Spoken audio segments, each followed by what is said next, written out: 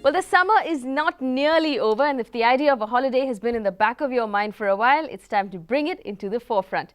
Holidays this year are much more affordable than they were about a year ago. And the good part about it is you have so many choices. Now, you can choose between package stores, travel websites, even deals being offered by airlines. And to help you decide which of these options give you the most bang for your buck, our Investors Guide team did some digging. This is what we found.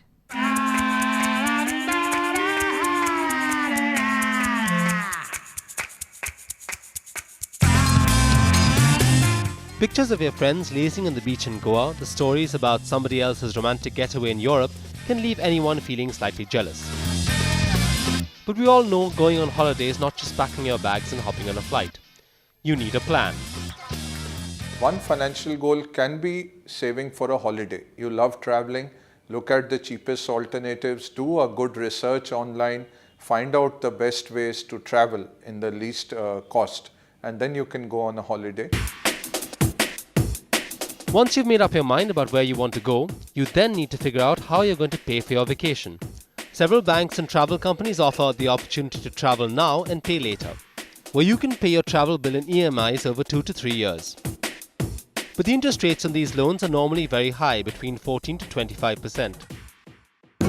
For example, if you bought a tour to Malaysia and Singapore, it would cost you approximately 45,000 rupees. But if you took a travel loan repayable in 36 months, your EMI would work out to 1,560 rupees per month. Add a processing fee of 500 rupees, and that's a total of 56,660 rupees for your tour. 11,662 more than paying cash. What you see in these loans, the rates are very high as 25% at times. Your credit card, if you borrow on it, you are paying 36 to 48% kind of rates. On a personal loan, you're paying 16 to 25% kind of rate. So be aware how much more you're paying by taking a loan, and only then get into a loan. So it makes most financial sense to pay for your trip up front instead of taking a loan, paying EMIs or swiping your credit card. Now that we have sorted that out, the next step is to plan your vacation. Let's find the cheapest and most efficient way. One option is to buy a package tour. It takes care of air travel, visas, insurance, foreign exchange, airport transfers, tour guides, and your shopping itinerary for one flat fee. If you believe that you're going to save a few thousand rupees by doing it yourself, the traveler is indeed putting the holiday at risk and coming back and saying, this didn't happen, that didn't happen. Whereas if you go to a specialist, we'll at least try and ensure to a higher degree of probability that the holiday is fulfilled in the way it is supposed to be done. That's a huge opportunity for a first-time traveler. Lower rates mean a smaller burden on your wallet, and the easy planning is a smaller burden on your time. But the downside is these holidays offer very little flexibility. Instead of 2 days in Switzerland, you want to say 3 days. You can't do that with the package tour. You miss one flight, the whole tour goes for a toss. Third, you are as slow as the slowest member of the team.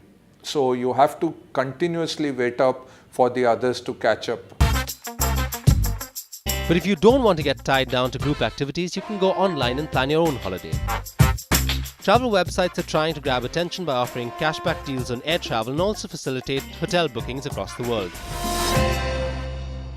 If you plan your holiday in advance of about 30 days, you get between 30 to 40% savings specifically on your airfare. You get about 20 to 25% savings on your hotel. And that's quite a simple trick really to ensure that you save about 20-25% on the overall price of your holiday. So are these discounts reason enough for you to plan your own trip?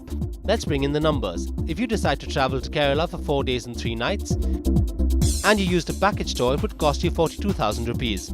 But if you planned your trip on your own, just the air tickets for 2 would cost you 12,000 rupees and the 3-star hotel would cost you 10,500. That's a total of 22,500 rupees.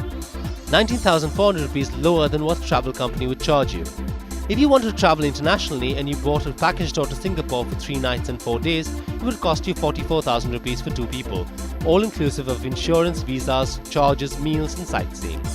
If you were to book your own trip to the website, just flights and hotel would cost you 49,000 rupees, 5,000 more than what the travel company would charge you. So in conclusion, if you want a holiday overseas, use the package tour as it makes more sense. But if you want to travel domestically, use a website to plan your trip. It makes more sense.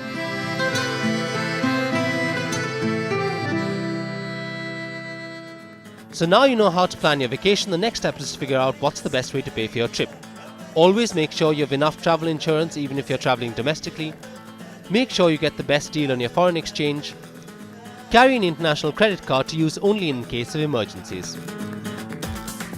Okay, so plan that holiday today, and if you have any more questions, write to us at ig@etnow.tv, or you can text us, type IG space your message and send it to 58888. Coming up after the break, Dhirendra Kumar, our mutual fund expert, is going to be in the studio. He'll review the HDFC Equity Fund. Stay tuned.